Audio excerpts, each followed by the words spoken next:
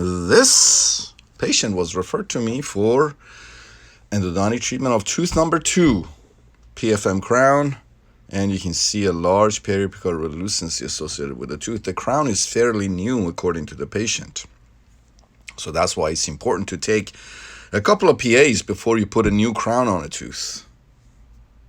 Now I want you to pay attention to, that's the palatal root. What is that? Right there.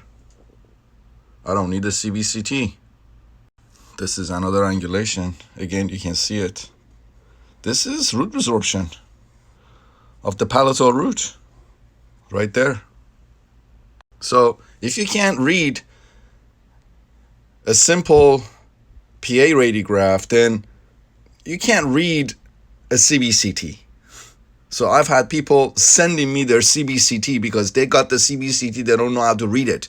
They want me to read it for them. So learn how to read PAs first and then move on to the CBCT. Options were discussed with patient. Root canal with very guarded prognosis versus extraction. Patient said he wanted to try to save the tooth. He just didn't want to extract his tooth. Yet, he want to give the root canal a chance. All right, so this is a 70 file in the palatal canal because I was getting a working length of 13 millimeters. So this is a 70 file, 13 millimeters in.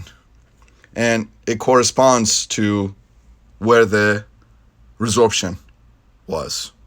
But of course, the working length of the palatal root is much, much longer than 13 millimeters. This is another angulation with the 70 file, 13 millimeters in. And you can see the resorptive defect right there. All right, and here's the post-op. So take a look here. 4 canal systems, MB1, MB2, distal buccal and palatal. Well, I filled the palatal root, palatal canal with MTA. And you can see that I filled the defect with MTA as well. So this is all MTA followed by gutter perchance sealer.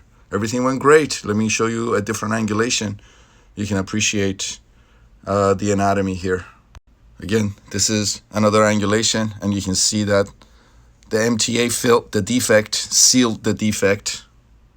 Again, another angulation. You see this lateral lucency here? Look where the sealer puff is. Excellent. And again, the MTA sealing the defect.